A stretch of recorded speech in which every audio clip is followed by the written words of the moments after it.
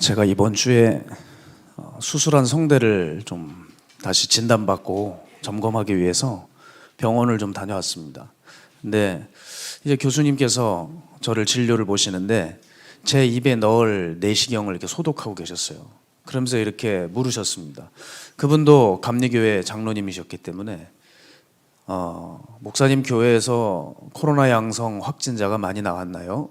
물으시면서 뭐라 그러시냐면 이번 코로나로 인해서 이비인후과 의사 2명이 죽었습니다. 그러시더라고요. 교수님 마스크를 환자들이 내려서 그렇군요. 그랬더니 저희는 입과 귀를 마스크를 내려서 볼 수밖에 없는 의사이기 때문에 그런 어려움을 겪었노라고 말씀을 하시는 거예요. 제가 그 생각이 계속 머리에서 맴맴맴 돌았는데 저는 우리의 참 신앙도 동일하다고 생각해요. 여러분, 그 돌아가신 의사분이 분명 만난 건 환자인데 지금 뭘 만난 거예요? 바이러스를 만나서 죽임을 당했습니다. 그렇죠? 우리 신앙도 동일한 것 같아요. 우리가 만난 건 예수님이고 우리가 만난 건 교회에서 교인인데 예수님의 말씀과 성령의 역사로 내가 살아나는 게 아니라 이상하게 잘못된 선택을 통해서 고통을 겪고 망하는 일이 일어난다는 거예요. 우리가 분명히 신앙생활 안 하는 게 아닌데 적어도 예수 믿으면 이런 고통의 수렁에서는 벗어나야 되는데 죄악에 연루되기도 하고 고통 가운데 허우적대는 일들, 망하는 일이 생긴다고 하는 거죠. 자, 여러분, 이게 왜 이럴까요? 우리는 뭔가 보이지 않는 힘이 작용하고 있다는 것을 알 수 있어야 돼요. 그렇습니다. 여러분, 우리의 신앙에는 보이지 않는 적이 있어요. 그 적은 어떤 바이러스보다 활발히 활동하고 우리를 언제나 노려보고 위협하고 공격할 채비를 다 준비하고 있는 원수입니다. 바로 사탄이죠. 그리스도인들에게 주의해야 될 대상은 3가지입니다. 세상, 육체, 그리고 사탄입니다. 그 중에서 가장 위험한 대상은 사탄입니다.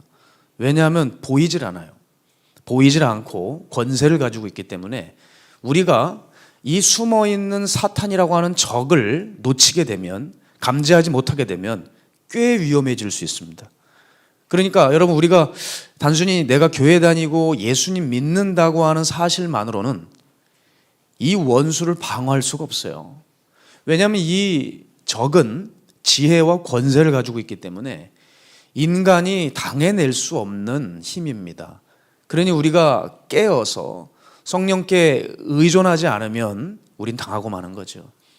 자, 여러분 모두가 아시다시피 사탄은 타락하기 전에 천사였습니다. 성경의 여러 단서들을 보게 되면 천상에서 꽤 높은 자리에 있었던 천사고 그에게 지혜와 권세를 하나님께서 주신 것을 우리는 알 수 있어요. 그런 하늘에 존재했던 그가 비록 타락해서 땅으로 떨어졌지만 그에게는 다시 말씀드리지만 우리가 감당 못할 힘을 가지고 있어요. 자, 간단한 예를 들어보면 마태복음 4장 5절입니다. 이에 마귀가 예수를 거룩한 성으로 데려다가 성전 꼭대기에 세웠습니다. 하나님의 아들 예수님을 성전 꼭대기에 세울 만큼 시공간을 초월하면서 권세를 부릴 수 있는 자입니다.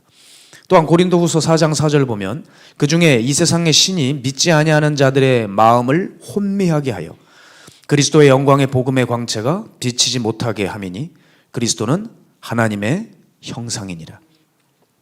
사탄은 사람의 마음을 혼미하게 해서 그리스도의 영광의 복음의 광채가 비치지 못하게 할 만큼 대단한 권세를 가지고 있습니다. 고린도후서 11장 14절도요. 이렇게 나와 있죠. 이것은 이상한 일이 아니니라. 사탄도 자기를 광명의 천사로 가장하나니. 자, 이와 같이 사탄 자신은 선한 존재로, 또 사탄은 선한 목소리로 우리에게 언제든지 찾아와서 속삭일 수 있습니다. 그래서 우리는 얼마든지 속고 넘어갈 수 있죠. 지금 사탄은 자기 나름대로 권세를 쓰고 있다는 것을 성경이 보여주고 있는 거예요. 자, 그렇기 때문에 우리가 이 사탄의 권세와 지혜 앞에서 적당히 신앙생활한다? 그건 결과적으로 뻔한 일입니다. 그가 가지고 있는 어둠의 권세로 우리 눈은 멀게 될 것이고 속게 되고 엎어 넘어지게 되고 최악의 경우는 우리가 지옥으로 끌려가야 합니다. 이렇게 사탄은 꽤 수준 높은 기술로 우리를 정복해가고 있습니다. 자, 여러분, 그런데 사탄이 찾아올 때 꼭 어떻게 찾아오느냐? 사기꾼처럼 와요. 여러분, 사기꾼 보셨습니까? 전 사기꾼 봤습니다. 사기꾼이 이마에다 나 사기꾼이야 라고 써있지 않아요. 사기꾼처럼 보이지가 않아요. 너무나도 멀끔하고 외모가 수려하고 실력 있고 좋은 사람 같아 보여요. 그래야만 사기꾼이 됩니다. 그래야만 사람들을 속일 수 있으니까요. 사단도 동일합니다. 사탄이 이렇게 사기꾼처럼 우리에게 찾아와요. 그래서 사탄의 별명이 뭡니까? 속이는 자, 거짓말쟁이 아니에요? 여러분 아주 알고 계시는 창세기의 에덴 동산에서 보여준 사탄의 역사는 사기의 역사입니다.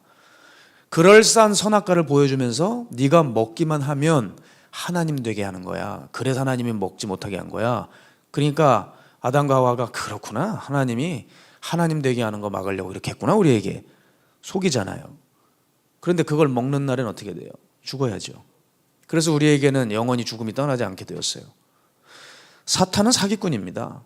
우리의 삶에 아주 교활하고 간교하게 교묘하게 들어와서 지금 우리의 인생을 영혼을 속이고 도둑질하고 노략질하고 있는 거예요.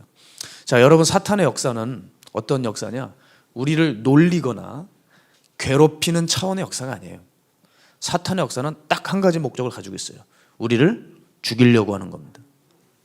사탄은 여러분을 죽이려고 하는 차원으로 항상 온다는 거 기억하세요. 어떻게든 지옥에서 죽이려고 하는 차원입니다. 자, 이제 우리는 숨어 보이지 않는 이런 적인 사탄이 그가 아주 천사로 광명하기까지 하면서 가장하기까지 하면서 숨어 있는 거에 아주 기술이 대단하지만 그 숨어 있는 그 적이 우리 인생에게 얼마나 현실적으로 역사하고 있는지를 살펴보기를 원합니다. 자, 여러분 사탄의 역사하면 사람들이 대부분 귀신 들림이라는 겉에 보이는 현상에 마음을 두는 경향이 있는데요. 여러분 귀신 들리는 거는 겉으로 드러나기 때문에 가서 쉽게 제거할 수 있습니다. 여러분 사단은 그렇게 하수가 아니에요. 우리가 알아차리게 역사하는 게 사탄이 아니죠. 진정한 사탄의 역사는 자신의 이름 따라 교활하고 간사한 캐릭터에 맞춰서 우리가 전혀 의식하지 못하고 알지 못하게 역사해서 우리를 완전히 사로잡아 망하게 하는 거예요. 그래서 여러분 기억하셔야 돼요. 사탄은 전문가입니다. 무엇에 대해 전문가인 줄 아세요? 나에 대해 전문가예요. 여러분 사탄은 나에 대해 전문가입니다. 자, 한 개인이 있어요. 이 한 개인의 속까지 꿰뚫어 볼 수 있는 사람이 누굴까요? 아마 부모 정도일 거예요. 그렇죠? 내 뱃속에서 난 자식이니까 얘가 무슨 생각을 하고 무슨 말을 하고 무슨 행동을 하는지 알죠, 부모는. 그런데요, 가끔은요, 부모라도 내 자식이 왜 이런 행동을 하는지 모를 때가 있어요. 그렇죠? 열길 속은 알아도 한길 사람 속은 몰라요. 부모도 모를 수가 있어요. 그런데 여러분, 우리를 완전히 해부해서 완전히 파악한 존재가 있어요. 그게 사탄입니다. 그래서 여러분 이제 사탄의 역사를 살펴봐야 되는데 우리 안에 눈에 띄게 역사하기도 하고요. 눈에 띄지 않게 하는 역사도 있습니다. 자, 여러분 눈에 띄게 역사하는 역사는 여러분께서 익히 들어서 아세요. 많은 설교자들이 얘기를 했죠. 여러분의 약한 기질과 연약한 부분을 치고 들어가서 공격을 한다. 자, 여러분 우리가 예수 그리스도를 영접하고 거듭나고 새로워졌지만 우리가 분명히 연약한 부분이 있어요. 자, 군인이 갑옷을 입었습니다. 몸을 다 가린 것 같지만 전쟁터에 나가게 되면 군인이 갑옷 입었다고 다 삽니까? 죽죠. 왜냐하면 갑옷이 가리지 못하는 영역이 있어요. 그래서 적은 그 부분을 공략하게 되어 있단 말입니다. 자, 우리가 사탄이 눈에 띄게 역사하는 거 그게 뭐예요? 우리의 기질과 약점을 가지고 치고 들어오는 거예요. 음란한 사람은 음란으로 들어올 것이고 게으른 사람은 게으름으로 공격할 것이고 또 거짓말에 약하면 거짓말로, 사치에 약하면 사치로, 이중적이면 이중적인 거로 우리가 눈에 띄게 역사하는 역사가 있어요. 그리고 이게 아주 사탄의 고전적인 공격술로 유명하죠. 근데 이게 아주 전설이에요. 이 공격술이. 왜냐하면 이 부분에 대부분 다 넘어가거든요. 준비하지 않으면. 자, 어쨌든 이렇게 사탄이 우리가 알아차리게 역사하는 역사도 있습니다. 그런데 제가 이제 소개하려고 하는 건 뭐냐면 죄송합니다. 사탄이 눈에 띄지 않게 역사하는 부분이 있습니다. 기질과 약점도요, 사탄이 우리가 알아차리지 못하게 하는 것이 있어서 그 부분은 잠깐 소개하고 넘어가려고 하는데요. 이런 경우입니다. 자, 조용하고 얌전하고 안정적이고 평온을 유지하는 사람들이 있어요. 이 사람들을 사탄이 공격할 때 어떻게 하는지 아세요? 급하고 어떤 다급한 일을 던져주어서 이 사람의 행동을 부산스럽게 해서 실수하게 만드는 것일까요? 여러분, 이건 너무 하수죠. 그건 뻔해. 우리가 알아차려요. 사단이 그 사람의 기질을 이용해서 어떻게 하는지 압니까? 원래 조용하고 얌전한 사람들, 겉에서 보기에는 아주 괜찮은 사람으로 보이잖아요. 근데 사단이 어떻게 역사하냐면요, 그가 혼자 조용히 교만하게 만들어요. 사람들은 못 알아차려요. 근데 혼자 속으로 사람들 비판하고 판단하게 만들어 놓습니다. 사람들은 이 사람이 평온하고 아주 조용한 사람인 줄 알지만 그 침착하고 평온을 유지하는 사람의 마음 속을 사탄이 병들게 해서 그 기질을 가진 채로 죽어가게 하는 거예요. 또한 열정 있고 활동적인 사람이 있다고 해보죠. 사탄은 이 사람을 어떻게 공격할까요? 반대로 이 사람을 조용하고 차분하게 만드는 걸까요? 사탄은 이렇게 유치하게 역사하지 않습니다. 사탄은 그를 자기 기질대로 열정 있게 뛰게 합니다. 아주 열심을 다해서 주의를 섬기게 합니다. 그런데 어떻게 역사하냐면 그 속에 염려와 근심이 가득 차게 만들어 놓습니다. 그래서 그 열정이 그 내면의 어떤 가시로 인해서 열정의 능력을 발휘하지 못하게 만들어 놓습니다. 사탄은 이렇게 우리의 기질과 약점을 가지고 공격하지만 교묘하게 이것도 눈에 알아차리지 못하게 역사하곤 합니다. 자, 그러면요, 이제 문제가 있습니다. 사탄의 역사가 우리가 정말 모르게 역사하는 경우에 대해서 제가 이제 본격적으로 살펴보려고 합니다. 우리가 이걸 분별할 수 있어야 돼요. 자, 사탄의 역사가 일단 얼마나 위험한지 주님께서 베드로에게 뭐라고까지 말씀하셨냐면 누가복음 22장 31절입니다. 시몬아 시몬아 보라 사탄이 너희를 밀가부르듯 하려고 요구하였으나 라고 했습니다. 너희를 밀가부르듯 하려고 한다. 여러분, 밀가부르듯 한다는 말 우리 어르신들 무슨 말인지 아시죠? 한마디로 얘기하면 곡식 한 줌 담아요. 어디에다가? 키에다가요. 그래서 그 키에다가 이렇게 위아래로 흔들흔들하는 거잖아요. 이걸 곡식을 까불린다고 표현하지 않습니까?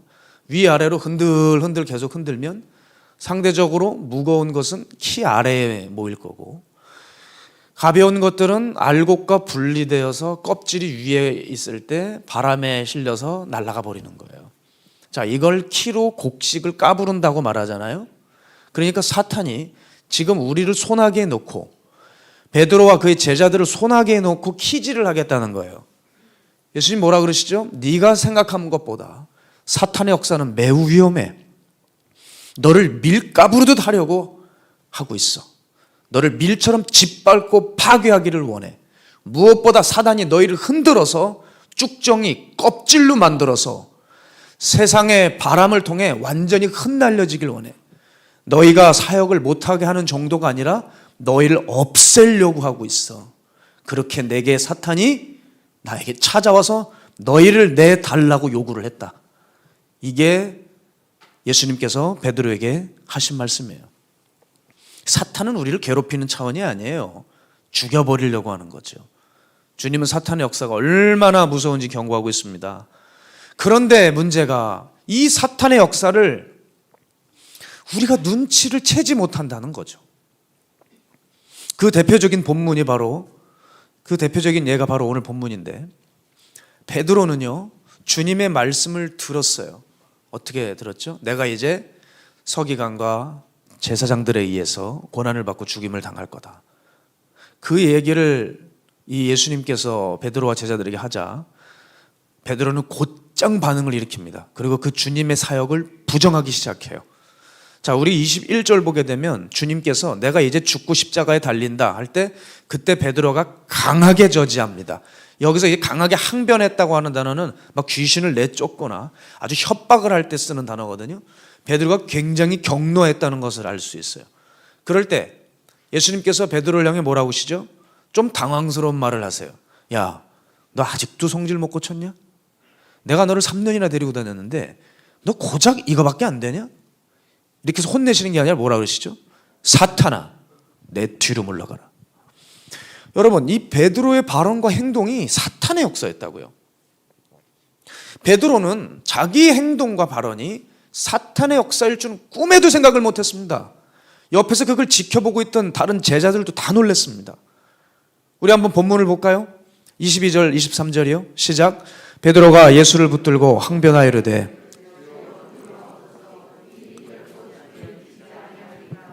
예수께서 돌이키시며 베드로에게 이르시되 사탄아, 내 뒤로 물러가라. 너는 나를 넘어지게 하는 자로다. 내가 하나님의 일을 생각하지 아니하고 도리어 사람의 일을 생각하는도다 하시고. 아멘. 우리는 여기서 사탄의 역사를 분별할 수 있어야 됩니다. 지금 사탄은 첫 번째 키질을 하고 있어요. 그게 뭐예요? 사탄이 우리를 흔드는 첫 번째 키질이 뭐냐? 인간의 자연스럽고 합리적인 생각이었다는 거예요.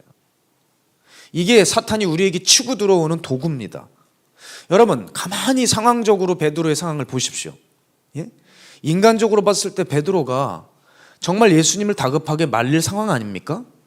아니, 지금 어떻게 내가 따라왔는데 처자식 버리고 3년을 쫓아왔는데 주님께서 덜렁 십자가에 달려 죽으신다는 거예요. 이게 얼마나 당황스러운 일이에요. 그렇죠? 이렇게 반응할 수 있어요. 여러분, 이해가 안 되시면 제가 갑자기 공표를 하는 거예요. 여러분, 죄송한데 하나님께서 저를 미국으로 부르셨다. 제가 이제 미국 목회를 하러 갑니다. 성도님들 함께해서 너무 기쁘다. 정말 영광스러웠다. 이제 저는 갑니다. 안녕히 계십시오. 아니, 여러분 어떨 것 같아요? 그거 잘 됐다. 뭐 그런 사람이 있겠지만은 보통은 오셔가지고 뭐라 그러겠어요? 목사님 어떻게 그럴 수가 있어요? 지금 우리 보고 간다는 거예요? 어떤 분은 뭐 자기 장례를 치러달라고 그러시는데 난 어떡하라는 거예요? 막 이런 분들도 계세요. 적어도 여러분, 제가 미국 목회 가면은 5년에서 10년은 여러분 못 볼 거 아닙니까? 여러분 어떤 마음이 드시겠어요? 급한 마음이 들 수도 있잖아요. 좀 그렇다고 해 주시죠. 오늘 찬양 인도한 우리 김성빈 간사님도 노래로 성공을 하고 싶어서 밴드도 만들고 공연도 다니고 했던 친구예요. 그런데 이제 저를 만나고 복음을 알고 훈련 받으면서 자기가 냈던 앨범들 버리고 세상 창법 다 거절하고 밴드도 다 없애버렸대요. 그래서 여기서 기타 잡고 일부러 못 부르는 창법으로 그냥 정직하게만 똑바로 부르면서 땀 찔찔 흘리면서 찬양하고 있다고요. 그런데 제가 어느 날 와가지고 성빈아, 이제 내가 미국을 가. 그러면 와가지고 목사님 그런 일은 절대 없을 겁니다 하면서 이렇게 하지는 않겠죠. 그런데 얼마나 허탈하겠어요. 그러니까 제가 무슨 얘기하는 거죠? 베드로는 스승의 갑작스러운 죽음의 예고 앞에 이렇게 반응하는 것은 당연할 수도 있다. 지극히 당연할 수 있다. 그런데 이게 사탄의 역사였다고요. 이게 사탄의 역사. 여러분, 우리가 삶 속에서 참으로 분별하기 힘들 때가 있어요. 사탄의 역사인데 그 이유가 뭐냐면 너무 당연하고 지극히 자연스럽고 이성적이고 합리적이기 때문에. 그런데 사탄이 그거를 이용해서 우리를 키질하며 흔들어 대는 거예요. 자, 여러분 생각해 보십시오. 어느 날 여러분께서 갑자기 어떤 주님의 일을 만나게 됐어요. 그런데 이 일을 봤을 때 합리적으로 봤을 때 내가 하면 안 될 것 같아요. 욕심도 안 생겨요. 아유, 나는 자격이 없다고 생각이 들어요. 그리고 손해보는 것 같아요. 내 계획표에 문제가 생겨요. 힘들어요. 마음이 불안해요. 그러니까 자연스럽게 피하고 있다면 이거 성령의 역사입니까? 사탄의 역사입니까? 사탄의 역사일 수가 있다고요. 당연히 인간적으로 버거우니까 피하고 싶겠죠. 나는 아니라고 생각이 자연스럽게 들겠죠. 그게 하나님의 일이라고 생각이 드는 거예요. 나 같은 건 빠져줘야 다른 사람이 와야 더 여기가 될 텐데 라는 생각이 들 수 있지 않아요? 그런데 그게 사탄의 역사일 수 있다. 왜냐? 내 생각이 있기 때문에. 성령의 역사는 뭐예요? 주님이 하고자 하시는 대로 삶을 내어드리는 게 성령의 역사잖아요. 그런데 여기에 인간적인 자연스러운 생각이 들어가는 거예요. 그리고 거부하고 버티고 있어요. 이건 이미 사탄이 공격을 하고 있다는, 사탄이 이미 공격을 진행 중이라는 것이죠. 자, 여러분, 그래서 우리 안에 어떤 일을 만날 때 굳이 그렇게까지 할 필요가 있어? 그래야 돼? 내가 필요해? 불필요하지 않아? 이렇게 자연스럽게 드는 생각들, 이게 하나님의 뜻에 맞는지 우리는 확인할 필요가 있겠습니다. 자, 뭐라고요? 내 자연스러운 생각의 기준. 이게 사탄의 역사를 불러옵니다. 자, 두 번째. 이 본문을 통해서, 적어도 이 본문을 통해서 이제 사탄의 역사의 도구를 이제 우리가 살펴보는 건데요. 사탄이 잘 쓰는 기질은 자기 확신의 기질입니다. 예수님은 뭐라고 베드로를 꾸짖으시냐면 네가 하나님의 일을 생각지 않고 도리어 사람의 일을 생각하는도다. 마찬가지죠. 우리는 사람의 일을 두고 자기 확신에 붙들려서 이게 하나님의 일이다, 성령의 일이라고 착각을 불러일으키진 않습니까? 여러분, 이런 경우가 있더라고요. 어느 목회자가 목회를 하시는데 목회만큼 중요한 일이 생긴 거예요. 그게 과수원을 가꾸는 일이었어요. 조상들이 물려준 과수원. 그럼 그 목사님의 교회 형편은 어떠냐? 몇 안 되는 교인들 양육하고 지도하는 형편이었습니다. 그런데 한 영혼이 천하보다 귀하다고 하셨는데 본인 입으로는 뭐 영혼을 거절하고 방치했다고는 말하지 않지만 본인 생각엔 어떤 생각이 있냐면 이 과수원의 땅을 잘 지켜서 이것을 하나님께서 훗날 잘 써주시기를 바라는 마음에 자기 마음이 온통 과수원에만 가 있는 거예요. 그러니까 내가 지금 과수원에 수고하는 것이 하나님의 일이라고 확신하는 거죠. 여러분, 이렇게 딱 자기 확신을 해버리잖아요.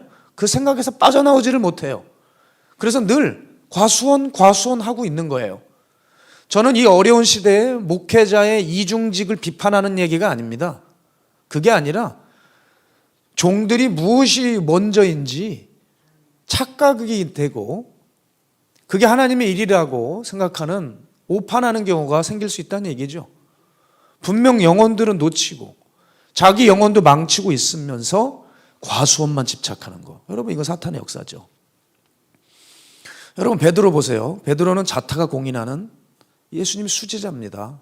제자들도 알았어요. 왜냐하면 맨날 예수님이 베드로 데리고 다니시니까 알았죠. 아, 저가 우리 중에 대표구나 생각을 한 거죠. 그리고 자기도 맨날 예수님과 함께 비밀 얘기를 자기에게 해주시니까 내가 설마 하나님 편이지 뭐 예수님의 생각에 반한 생각을 했을까 하는 어떤 확신이 들지 않겠어요?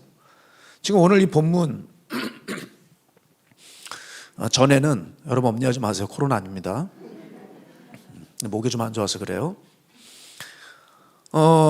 이 본문 전에 어떤 일이 있었냐면 빌립보 가이사랴에서 일입니다. 예수님이 제자들에게 물으셨죠. 사람들이 날 누구로 하느냐? 제자들이 말합니다. 사람들이 예수님 두고 세례 요한이라고 합디다. 엘리야라고 합디다. 또 예레미야라고도 합디다. 선지자라고 합니다. 너희는 나를 누구로 하느냐? 베드로가 탁 튀어나와서 얘기하죠. 주는 그리스도시요 살아계신 하나님의 아들이십니다. 그럴 때 예수님 뭐라 그러세요? 바요나 시몬아, 네가 복이 있다. 이를 알게 한 것은 하늘아버지께서 너에게 알게 한 것이다. 내가 너에게 말하노니 너는 베드로다. 너 위에서, 너의 반석 위에서 교회를 세우리니 음부의 권세가 네 교회를 해치 못할 것이다. 그리고 너에게 천국 열쇠도 준다. 네가 땅에서 매면 하늘에서도 매일 것이요 이 땅에서 풀면 하늘에서도 풀리리라. 예수님께서 어마어마한 것을 베드로에게 비전과 능력을 부어주셨습니다. 그러니 자신이 생각하고 판단하는 것에 확신이 들어가기 마련이겠지요. 그리고 스승이 죽는다는데 당연히 말려야죠.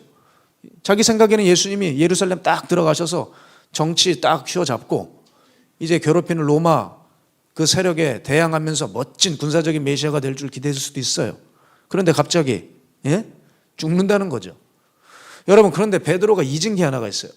베드로가 지금 누굴 말리고 누구의 계획을 저지하고 있는 거죠? 자기가 고백했잖아요. 주는 그리스도시요 살아계신 하나님의 아들입니다. 아니, 그러면 내가 하나님의 계획과 하나님의 뜻을 지금 저지하고 있는 거네? 생각을 해야 되는데 그 생각이 안 든 거예요. 분명히 내가 이 메시아를 교종해 주는 것이 성령이라고 확신했을 겁니다. 여러분, 이와 같이 자기 확신 가운데 이게 하나님의 일이고 하나님 나라를 위한 일이라고 열정으로 뛸 수 있습니다. 그러나 자기 확신의 본질은 자기 사랑이에요. 자기 사랑은 십자가의 원수 노릇을 충분히 할 수 있습니다. 그래서 우리는 종종 겉에서 보면 열정과 의욕은 넘치는데 실상 한꺼풀 벗겨보면 육체적 욕심인 경우가 있어요. 그렇죠? 사탄의 역사가 하나님의 일을 망치고 있는데 지금 이게 성령의 역사라고 생각한다고요. 우린 분별해야 됩니다. 따라서 여러분, 우리가 하나님의 일 앞에서 자기 확신의 기준, 이게 사탄의 역사일 수 있습니다. 자, 세 번째요. 사탄의 기질은 사회적 시련과 어려움을 통해서 찾아옵니다. 여러분, 우리 기독교인들 잘 기억해야 돼요. 이제 마지막 때가 도래하면 도래할수록 사탄이 이것으로 마구 성도들을 흔들어댈 겁니다. 지금도 이미 우리를 밀가부르듯 까부르려고 흔들고 있죠. 요즘 시대 상황을 보세요. 전염병의 시대, 양극화 현상, 경제 위기, 일자리 위기, 뭐 여러 가지 사회 문제가 겹치고 있어요. 그런데 여러분, 이때 말입니다, 우리가 자각하고 깨어 있어야 돼요. 이건 단순히 사회 병리적인 현상이 아니라, 이것은 우리가 겪어야 될 시대적 과제가 아니라 여기에 사단의 역사가 숨어 있으니, 이런 사회적 혼란을 통해 세워놓은 성도들과 교회들을 부수려고 하는 여기 원수의 계략이 있다는 것을 자각하고 깨어 있으셔야 된다는 거예요. 온갖 혼란의 기질로 우리를 흔들어댈 것입니다. 세상이 혼란스러울수록, 내가 믿고 있는 것이 무너질수록 우리는 사탄의 역사가 이미 도래했다는 것을 눈치채야 돼요. 예수님은 제자들에게 뭐라고 말씀하셨냐면, 이제 내가 잡히게 될 거야, 팔리게 될 거야, 사회적으로 유대사회가 떠들썩하고 혼란스러울 거야.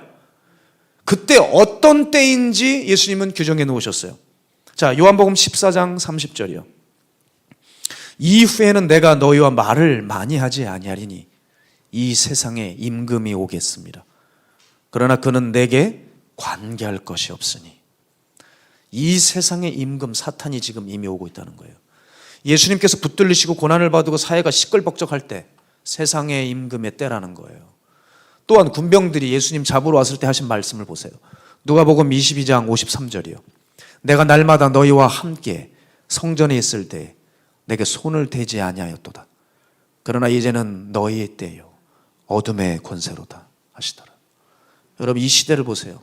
마치 그 옛날에 예수님을 잡아 죽이려고 하듯이 요즘 시대에 수많은 사람들이 얼마나 진리를 훼손하고 교회를 무너뜨리려고 합니까? 기독교의 진리 가치를 땅에 밟으려고 온갖 법과 제도를 통해서 교회의 목줄을 틀어주고 올가매고 있지 않아요? 여러분, 지금 이걸 눈치를 채야 돼요. 아, 세상 임금이 이미 왔구나. 이제 마지막 때가 돼서 사단이 어둠의 권세를 풀어놓았구나. 사탄이 또 우리 성도들을 키질하고 있구나. 여러분, 베드로도 결국 언제 무너졌어요? 바로 그 사회 혼란스러운 소용돌이 속에서 무너졌잖아요. 그렇죠? 베드로 그때 무너졌어요. 스승이 팔려갈 때. 그때 누구가 나오죠? 제사장의 뜰에서 봉사하고 있던 알바인지 뭔지 모르겠지만 그 애가 나타나가지고 작은 계집종이 뭐라 그래요? 저희도 예수의 도당이다. 내가 분명히 저 사람이 예수님과 함께 있는 걸 봤다. 그러잖아요. 그때 베드로가 예수님의 눈을 마주치고 있음에도 불구하고 예수를 저주맹세 부인할 수밖에 없었어요. 사탄은 우리를 이렇게 키질하고 있어요. 저는 여러분, 심히 걱정되는 것이 뭐냐면, 요즘같이 어지러운 사회 속에서 지금 여기저기서 세워놓은 사람들이 무너졌다는 얘기를 듣습니다. 영적 패배의 울음소리가 들려옵니다. 이제는 진리를 고수하고 사는 삶이 아니라 타협하고 시대에 순응했다고 하는 소리가 들려옵니다. 그런데 그럴 때 우리가 이렇게 살면 안 된다고 하는 외치는 소리가 들리는 게 아니라 어느새 거기 길들여져서 이게 하나님의 뜻이야, 이것이 이 시대를 평온케 하는 하나님의 음성이야, 성령의 음성이라고 속이고 있는 가짜 선지자들의 가르침이 지금 돌고 있습니다. 이게 현실입니다. 가짜 선지자들의 외침이 많이 외쳐질수록 여러분 분별해야 돼요. 마지막 때가 정말 왔구나. 시대의 마지막은 아니지만 이제 마지막 시대가 시작이 되었다는 것, 때가 시작되는 걸 아시고 난리와 난리의 소문을 들을 때 우리는 조심해야 돼요. 사탄이 키질을 시작했구나. 그래서 여러분, 제가 이 마지막 때로 가면 갈수록 특별히 여러분들께서 신체 여러 부위 중에서 참 조심해야 될 부위가 있다고 말씀드렸어요. 늘 제가 이걸 강조하죠. 뭐라 그러죠? 귀를 조심하라 그랬잖아요. 귀를. 마지막 때는 뭘 지켜야 된다? 귀를 지켜야 돼요. 여러분, 잘못 들으면 망하는 겁니다. 잘못 들은 것을, 만약에 잘못 들은 것을 믿음으로 받아들이면 그 길로 갑니다. 아무도 못 말립니다. 돌아오지 못합니다. 그대로 죽습니다. 여러분, 이때 많은 사람들의 얘기가 들릴 거예요. 이게 하나님의 뜻이라고, 이게 성령의 일이라고. 잘못 분별하면요, 가정 깨집니다. 재산 날아가 버립니다. 건강을 잃습니다. 교회를 무너뜨릴 수 있어요. 잘못된 신앙에 미혹되는 일이 벌어집니다. 그러니 여러분, 계속되는 시련과 어려움 속에 이 속에 이미 사탄의 역사가 도사리고 있다는 것을 우리는 영적인 눈을 들어서 깨어 분별할 수 있어야 돼요. 이제 우리는 이 교활한 사탄의 기질 앞에서 그럼 어떻게 대적할 수 있을까? 우리는 이것을 분명히 살펴봐야 되는데, 다시 말씀드리지만 사탄은 권세자입니다. 어둠의 권세가 있기 때문에 우리가 당해내질 못해요. 그의 간악한 계략과 전술 앞에 우린 속수무책으로 당할 수밖에 없습니다. 여러분, 저는 지금 판타지 얘기하는 거 아니에요. 실질적으로 사탄에게 무너진 케이스가 전 많이 가지고 있어요. 시간 관계상 다 말씀을 드릴 수가 없는 것뿐이에요.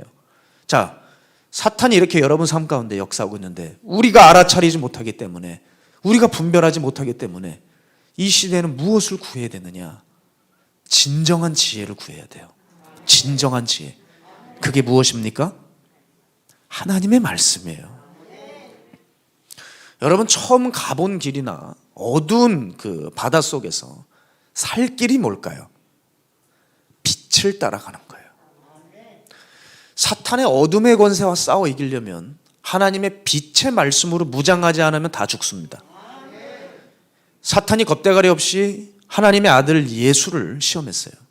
그때 예수님께서 이 시험을 물리쳤던 방법이 뭐예요? 말씀으로 그를 물리쳤어요. 그런데 말입니다, 우리는 말씀으로 못 물리쳐요. 그게 문제라고요. 아시겠죠? 분명 말씀을 알고 있어요. 근데 말씀에 대한 신뢰를 얼마나 하고 있느냐? 이 말씀이 진정한 지혜라는 것을 믿느냐? 하나님이 우리에게 이 어둡고 캄캄한 세상을 헤쳐나갈 수 있는 유일한 계시의 말씀인 성경, 이 성경에 대해서는 여러분 얼마나 권위를 인정하십니까? 사람들이 말씀을 다 알면서도 모르는 게 아니라니까요, 이 시대는. 그러니까 몰라서 무지해서 죽었다는 얘기하면 안 돼요. 무지가 안 통해요. 이미 너무 많이 들어서 알아요. 그럼에도 불구하고 우리의 생각을 의존한단 말이죠. 여러분, 우리의 생각을 의존하면 성령의 인도를 받지 못합니다.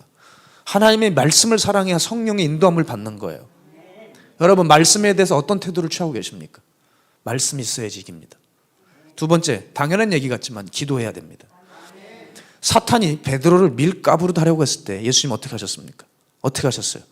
한 가지 중요한 솔루션을 제시하잖아요. 자, 누가복음 22장 31절에서 32절 함께 읽을까요? 시작. 시몬아 시몬아, 사탄이 너희를 밀가부로 다려고 요구하였으나 그러나 내가 너를 위하여 내 믿음이 떨어지지 않기를 기도하였노니 너는 돌이킨 후에 내 형제를 굳게 하라.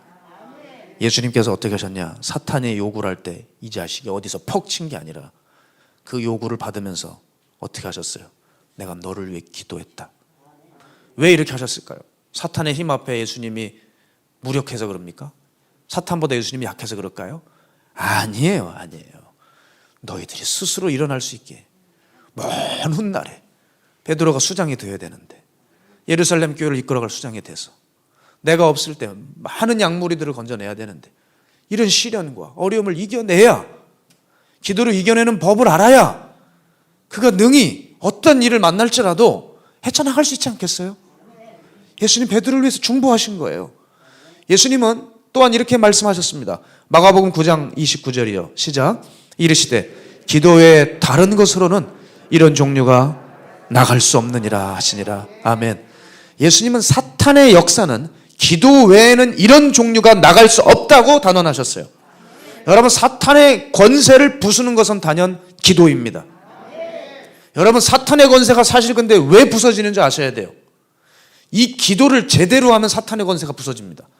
우리가 하는 기도가 사탄의 권세를 해치지 못하는 건 뭐냐면 기도를 제대로 안 해서 그래요. 여러분, 기도의 본질은 내 뜻을 위한 것이 아니라 아버지의 뜻이 이루어지는 거예요. 그럴 때 기도의 능력이 나타나는 거죠. 이걸 예수님께서 주 기도에서 가르쳐 주셨어요. 그러니 여러분, 우리가 온전하고 건강한 기도를 하게 되면 우리가 그토록 찾던 하나님께서 우리의 삶의 무대 중심에 나오셔서 사탄은 당연히 꽁무니를 뺄 수밖에 없는 거예요. 자, 여러분, 우리가 이 사탄의 역사를 분별하고 사탄을 이길 수 있는 능력, 이게 말씀과 기도라는 거 우리 솔직히 몰랐습니까? 여기 모르는 사람 있어요? 저 양반 또 뻔한 얘기하고 있네. 이런 분이 있을 수 있어요. 여러분, 근데 우리가 이게 뻔한 얘기가 아니라 왜 이걸 알면서도 사탄을 못 이기냐는 거예요. 우리는 이 말씀과 기도를 너무 습관적으로 타성내도 하고 있어요. 여러분, 우리가 하나님의 말씀 한 구절을 읽고 내가 기도 5분을 할지라도 이제 어떻게 태도를 바꾸셔야 되냐? 내 체질과 가치관을 바꾸려고 실질적으로 작업을 하셔야 됩니다. 내가 보고 있는 이 말씀이 나를 바꾸고 내 기도가 내가 하나님의 뜻에 준하는 삶을 살도록 애쓰고 실질적인 작업이요. 그저 정해진 말씀 보고 암송해서 연말마다 뭐 성경 암송 많이 한 사람 상 타러 나가고, 예? 기도도 어떻게 하는지 몰라 뭐 대적 기도인가 세미나 가서 책 가가지고 뭐 주문 외우듯이 그거 맨날 3시간씩 줄줄줄 읽고. 여러분, 이게 뭐 다 나쁘다는 건 아니지만 이것 가지고는 체질 개선이 안 되는 거예요. 그러니까 또 어려운 문제 생기면 또 무너지고 또 답답해지고 또 어떤 특별한 어떤 신앙의 출구가 있나, 방법론이 있나 또 돌아다니는 겁니다. 여러분, 우리가 정말 말씀과 기도를 제대로 익히고 나를 바꾸어 나가려고 할 때 그 말씀과 기도 가운데 속죄의 보혈이 부어져서 우리 죄를 말갛게 씻기시고 마지막 때 신부로 준비시켜 주신다, 이 말입니다. 저는 그래서 요즘 이런 생각이 들어요. 공부 잘하려면, 신앙 좋아지려면 어떻게 될까? 사람들이 이렇게 얘기합니다. 열심히 하면 돼. 여러분, 저는 여기에 이의를 제기합니다. 정말 열심히만 하면 됩니까? 여러분, 열심히가 만병통치약이 아니에요. 어떻게 되는 줄 아세요? 제대로 열심히 해야 됩니다. 그냥 무턱대고 열심히가 아니고 제대로 된 방법으로 열심히 해야 돼요. 그래야 뜻을 이뤄요. 습관적인 말씀과 기도 생활 청산하시고 이제 이후로부터 말씀과 기도 생활을 나를 바꾸기 위해 칼을 내게 되는 심정으로 임하십시오. 그러면 진정으로 무장이 될 겁니다. 그리고 사탄의 공격을 능히 이겨낼 수 있습니다. 자, 여러분, 고린도후서 10장 4절에서 5절이요. 시작. 우리의 싸우는 무기는 육신에 속한 것이 아니요 오직 어떠한 견고한 진도 무너뜨리는 하나님의 능력이라. 모든 이론을 무너뜨리며 하나님 아는 것을 대적하여 높아진 것을 다 무너뜨리고 모든 생각을 사로잡아 그리스도에게 복종하게 하니. 아멘. 하나님의 능력은요, 어떤 견고한 진도 무너뜨립니다. 이건 분명한 사실입니다. 그런데 이 말씀 달달달 외워서 선포한다고 그게 되나요? 안 된다, 이 말이에요. 이게 우리들의 문제예요. 내가 암송한 말씀, 내가 한 자락 주님께 올렸던 기도, 이게 내 안에 체화가 될 때 그게 능력이 나간다고요. 진정 말씀과 기도를 사랑하시길 바랍니다. 그리고 두 번째 솔루션, 우리가 사탄의 역사를 분별할 수 있고 사탄의 역사를 이길 수 있는 방법을 너무나 감사하게 우리 본문에 예수님께서 말씀하셨다는 거예요. 사탄의 역사에 휘말린 베드로에게 예수님께서 24절 상반절에 보면 뭐라고 얘기하시죠? 이에 예수께서 제자들에게 이르시되 누구든지 나를 따라오려거든. 여기까지요. 누구든지 나를 따라오려거든. 이 말은 너 나를 따라오려는 마음이 있잖아, 진심이어야 돼. 너 그 마음부터 있는지 점검하라는 거예요. 우리가 말은 하나님을 위한다고 하지만 자기 생각에 붙들려서 마귀 역사 당하는 격이 많아요. 자, 그런 의미에서 저희 같은 설교자, 사실 설교자에게 설교는 잘못하면 이거 아주 죄를 짓는 도구가 되더라고요. 예? 충분히 여러분, 매 주일 설교하는 설교자들이 설교 이 내용을 충분히 멘트용으로 말하고 끝날 수 있어요. 자, 생각해 보세요. 나를 부인해야 된다고 골백 번 외치는 설교자와 내 삶에서 아무도 알아주지 않아도 내 삶에서 심하게 손해를 볼지라도 나를 버리고 묵묵하게 주를 따르는 어느 이름 모를 젊은이가 있어요. 여러분, 둘 중에서 누가 진짜입니까? 뭐 생각할 겨를도 없죠. 후자 아닙니까? 우리는 어렵지 않게 후자라 그래요. 그런데 우리의 태도는 아이러니하게 설교하면 된 줄 알아요. 남을 또 가르쳐 놓고 일꾼이라고 누가 얘기해 주면 나는 괜찮은 줄 알아요. 이미 사탄에게 당하고 있는 건데 그럼 왜 우린 따라가질 못할까요? 가르치고 설교하고 봉사하고 있는데요. 주님 말씀하셨잖아요. 누구든지 나를 따라오려거든. 네가 정말 나를 따라오려는 게 진심이냐? 너 정말 이거 아니면 안 되냐? 다시 한번 물어보라는 거예요. 안 그러면 앞뒤가 다른 삶을 살 수밖에 없어. 그저 교회에서 자기를 부인하라고 하니까 그냥 그런 말들, 영적인 말씀 그냥 들어서 들은 거로 내가 된 줄 아는 거야. 네가 진심이 있냐? 오늘 주님 부르셔요. 우리가 예수님을 따르려고 하는 마음이 진심이 아니면 신앙은 결코 늘지 않습니다. 자, 세 번째, 우리가 사탄의 공격을 분별할 수 있는 능력은 뭐냐? 십자가의 기준으로 나아가라는 거예요. 십자가를 지라는 거예요. 24절 함께 읽을까요? 시작. 이에 예수께서 제자들에게 이르시되 누구든지 나를 따라오려거든 자기를 부인하고 자기 십자가를 지고 나를 따를 것이니라. 여러분, 신앙은 간단합니다. 간단하더라고요. 따라야 돼요. 순종해야 돼요. 행동해야 돼요. 그래야지 그게 신앙으로 입증이 되는 거예요. 그러니까 우리 안에 100마디, 1000마디, 10,000마디 고백과 외침을 드렸어도 거기 못 가면, 못 따라가면 끝이에요. 저도 마찬가지입니다. 저도 마찬가지. 왜 제 삶에 순종을 요구하시는 경우가 얼마나 많겠습니까? 솔직히 제 개인적인 얘기 해드릴까요? 진짜 힘들어요. 진짜 힘들어요. 그냥 그 말이 나와요. 뭐 더 이상 거기 덧붙일 미사여구가 없어요. 너무 힘들어요. 주님이 저에게 하시는 테스트도 힘들고요. 유혹도 힘들고요. 이제 모든 일 그만하고 그냥 날 좀 내버려둬라. 얘기하고 싶어요. 다 된 것 같은데 또 시작되고, 내 계획표대로만 가고 싶은데 또 여기에 뭔가 생기고, 내 일정에 차질이 생기고. 저는 아무런 욕심도 없어요. 주님이 아시지만. 그러니까 그냥 이렇게 열심히만 그냥 내 계획표대로 살고 싶은 생각이 많이 들 때가 있어요. 그런데 여러분, 그거 아세요? 주님은 정말 제 계획을 싫어해요. 왜 이렇게 내 생각을 싫어하시는지 모르겠어요. 제가 그렇다고 제 삶을 고수할 때 남에게 피해를 주냐고요? 그런 거 전혀 없어요. 어떤 사람들에게는 너무 좋아 보일 수도 있어요. 어떤 사람을 안심시키는 내 삶일 수도 있어요. 그런데 여러분, 제가 이런 생각을 갖다가 거둬버려요. 왠지 아세요? 이 생각은 문제가 많아서 그래요. 왜냐? 이 안에는 중요한 한 가지가 없어요. 그게 십자가예요. 십자가가 없는 거예요. 힘든 거 알겠는데, 내 계획표 중요한 거 알겠는데, 내 나아갈 방향이 뭔지 알겠는데, 그게 남에게 손해 끼치지 않는 걸 뻔히 다 아는데, 내 삶의 고백 가운데 뭐가 없어요? 십자가가 없어요. 자기 사랑은 있는데 자기 희생이 없어요. 여러분, 아는 게 무섭다고요? 모르면 그냥 계속 제 길 걸어갈 텐데, 그 분명한 진리 지식이 있기 때문에 눈물을 머금고 저를 그쪽으로 몰고 갈 때가 참 많아요. 저도 여러분 이렇게 살아가요. 힘들어요. 힘들어요.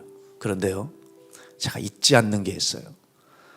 내 삶에 십자가의 기준이 없으면 사탄을 못 막아내요. 저는 죽게 되어 있어요. 그래서 우리의 삶에, 우리의 사역에, 우리의 설교에, 우리의 가르침에, 우리의 일거수일투족에 십자가가 있는 게 얼마나 중요한지 몰라요. 주님은 다시 분명히 본문의 25절에 이렇게 말씀하셨습니다. 누구든지 제 목숨을 구원하고자 하면 잃을 것이요, 누구든지 나를 위하여 제 목숨을 잃으면 찾으리라. 아멘. 성 어거스틴이 이런 기도를 했다고 해요. 내가 죽지 않도록 나를 죽게 하소서. 다시요. 내가 죽지 않도록 나를 죽게 하소서. 내가 망하지 않도록 내 자아를 죽여달라는 거예요. 여러분, 이게 신앙의 본질입니다. 저는 그래서 말씀을 준비하며 믿음이 무엇인지에 대해 다시 한번 상기해 보았어요. 믿음은 순간순간 결단의 연속이구나. 믿음은 어느 날 크게 한번 순종하고 결단했다고 끝나는 게 아니구나.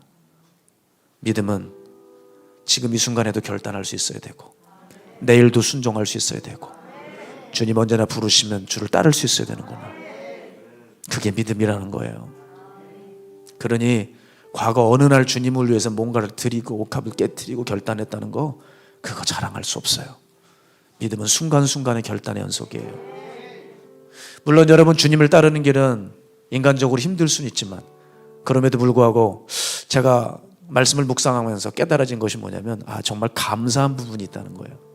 하나님께서 우리에게 뭔가를 요구하시고 순종하게 원하시는 것, 하나님이 우리의 삶에 개입하고 계시다는 거잖아요. 하나님이 우리를 알아서 우리의 삶 속에 개입해 주세요. 이게 사실 얼마나 인간으로서 큰 영광입니까? 그런 의미에서요, 혹시 이 가운데 하나님의 개입을 자꾸 느끼는 사람이 있으십니까? 비록 육신적으로 힘들지라도요, 그 사람이 영적으로 꽤 괜찮은 사람이에요. 하나님이 자꾸 나를 못 살게 군다고 느껴지는 사람이 있습니까?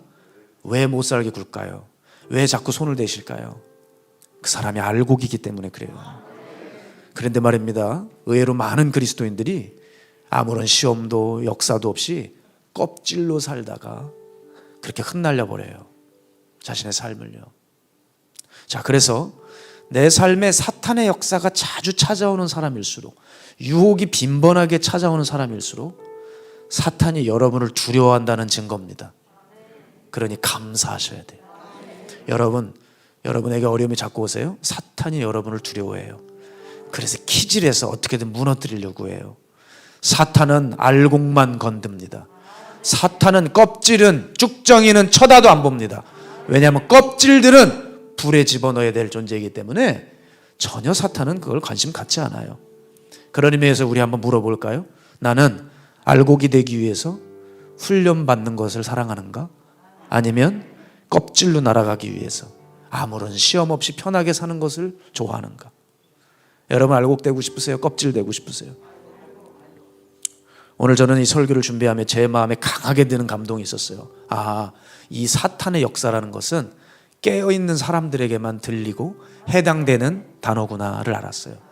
여러분, 이미 사탄에게 붙잡혀 있는 사람에게는요, 사탄의 역사라고 하는 것의 주제는요, 흥미도 없고 관심도 없어요. 왠지 알아요? 그냥 그게 일상이거든요. 그냥 사탄에게 잡힌 채로 오래 살아와서 그런 겁니다. 그러나 우리는 알곡이기에 이 사탄의 역사가 생생하게 우리의 마음에 들어와야 될 줄 믿습니다.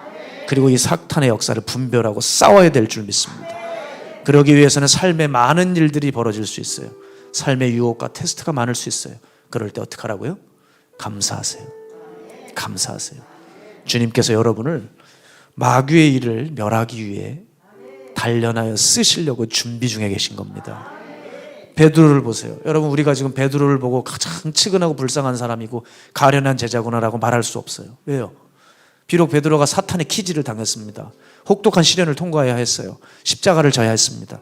그런데요, 그로 인해서 하나님의 사람으로 세워졌잖아요. 베드로가 먼 훗날 기록했던 그 베드로 전후서를 보세요.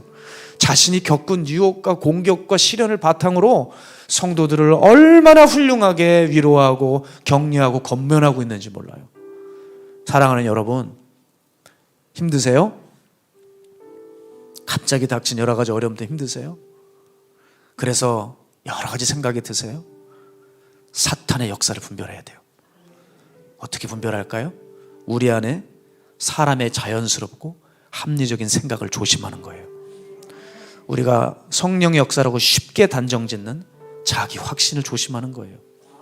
그리고 내 삶의 시련과 어려움 속에 사탄의 역사가 도사리고 있다는 것을 조심하는 거예요. 우리는 우리가 모르는 사이에 사탄이 지금 역사할 수 있어요. 베드로는 자기의 행동이 사탄의 역사인 줄 몰랐어요. 우리도 지금 우리가 당연히 생각하고 결정하는 그게 사탄의 역사일 수 있어요. 그러니 날마다 말씀과 기도로 나를 바꾸면서 무장하시고 주님에 대한 진심과 함께 사명의 십자가를 져 나가십시오.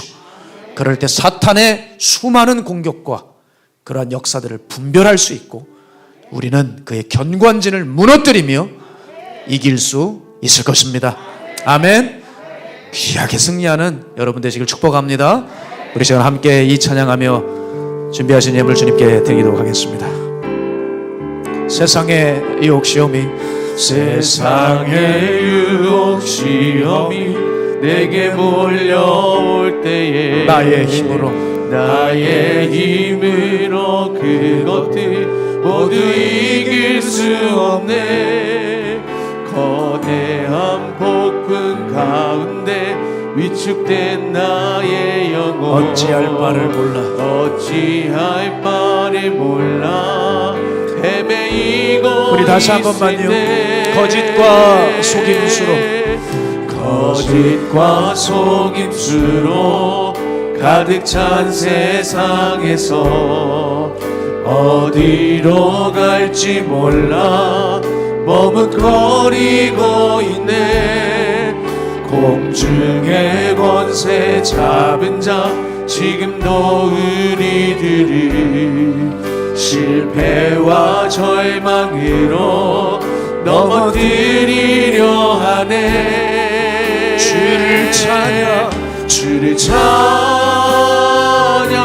손을 들고 손을 들고 찬양. 전쟁은 나에게, 전쟁은 나에게 속한 건 아니니. 주를 찬양, 주를 찬양,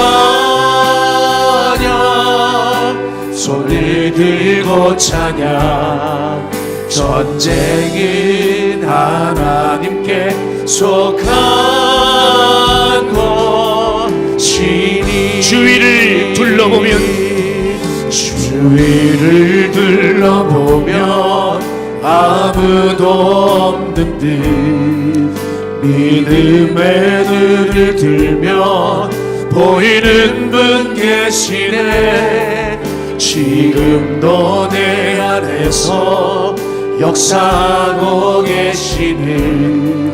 사망과 어둠의 권세 물리치신 예수님. 주를 찬양, 주를 찬양,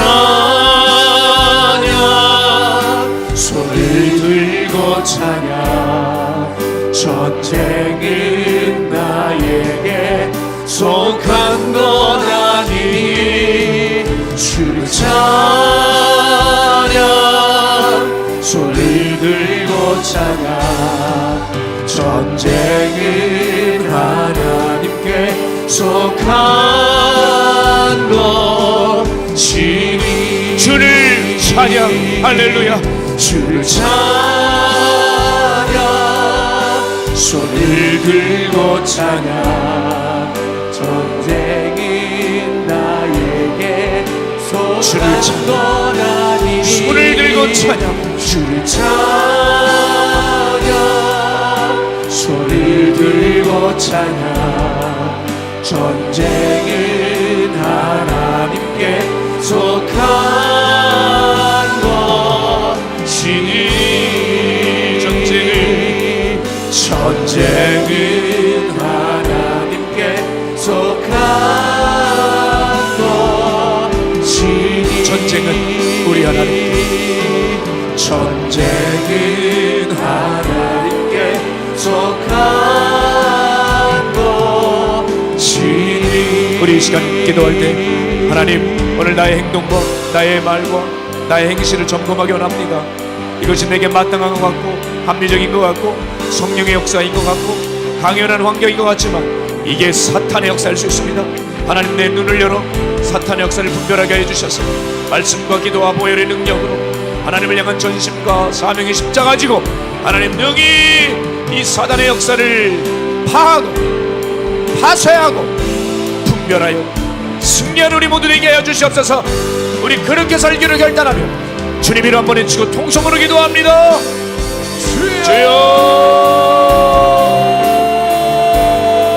살아계신 아버지, 오늘 이 예배를 통해 우리들의 수사람이 바뀌어서 내가 말씀을 깊이 생각하고 기도를 전심으로 이것을 나에게 칼날로 여겨 갖다 대어 나를 도려내고 그럴 때 예수의 보혈이 우리를 정결케 하실 것입니다. 이제 하나님, 내가 주를 따라간다는 것 말로만 외치지 말고 그 마음이 진심인지 나를 돌아보고 주께서 나를 부인하고 제 십자가질 하셨사오니 우리가 나를 부인하고 제 십자가질 수 있는 거룩한 성도의 삶이 되게 하여 주시옵소서. 오늘도 교만하고 간악한 마귀가 우리를 속이고 노략질하게 죽이려고 하는데 하나님, 하나님의 전신갑주를 입혀주시고 주님을 향한 진심으로 우리가 우리에게 주신 영적인 무기를 들고 싸우고 나아가오니 하나님 원수의 계략을 온전히 파헤치고 이 어두운 세상 가운데 빛을 따라 걸어가며 주님과 함께 승리할 수 있는 거룩한 주의 영상을 일으켜서 주시옵소서. 속한 것 아니니 주를 찬양 손을 들고 찬양 전쟁인 하나님께 속한 것이니. 내가 분명 예수를 믿었는데, 내가 지금 예수님을 만난 것 같은데 왜 이렇게 내 삶에 무너지고 어려운 일이 많는지요. 하나님, 숨어있는 적을 간과했습니다. 이제 그 원수를 감지하고 싸우기 원하오니 저들에게 하나님의 전신갑주를 입혀주시고 어떠한 견고한 진도 무너뜨리는 하나님의 능력인 말씀과 기도의 칼날을 쥐어주셔서 그것을 진심으로 가지고 나아가고 나를 바꾸려고 할 때 그 놀라운 보혈의 능력으로 사단은 떠나갈 것입니다. 내가 행동하는 이거, 내가 말하는 이거, 내가 선택하는 이거 당연한 거 아니야? 이게 성령의 역사 아니야? 이 상황 속에서 이렇게 행동하는 건 마땅한 거 아니야? 이게 사탄의 역사일 수 있습니다. 사람의 일을 생각지 말고 하나님의 일을 생각하라고는 하나님의 말씀이 우리 귓전을 울리고 마음의 진동을 일으키고 삶에서 열매 맺히게 하여 주시옵소서. 오늘 우리 다시 한번 결단하오니 결단의 손길 모아 주님 앞에 예물을 올렸으니 예물도 주님이 흠양하여 주시고 하나님께서 온전히 붙드시고 역사하시는 참 성도들 교회로 거듭나게 하여 주옵소서. 이제 눈에 보이는 거에 혈안이 돼서 사는 부끄러운 짓 하지 않게 하시고 보이지 않는 숨어있는 적을 통하여 숨어있는 역사를 들어오는 것을 간파하고 내 영과 내 생명력을, 내 교회를, 내 가정을, 이 나라를 지킬 수 있는 거룩한 성도들이 일어날 수 있도록, 그래서 주님의 놀라운 영광의 복음의 광채를 누리며 세상을 변화시키고 바꾸고 주님의 재림을 준비할 수 있는 거룩한 성도로 준비되게 하여 주시옵소서. 주님, 다시 한번 우리를 일으켜 세워주시고 주님, 다시 한번 우리를 깨끗게 하여 주시고 마땅히 서 있을 자로, 마땅히 행할 자로 주님의 기쁨 되게 하여 주옵소서. 살아계신 예수님의 이름으로 축복하고 기도했습니다. 아멘.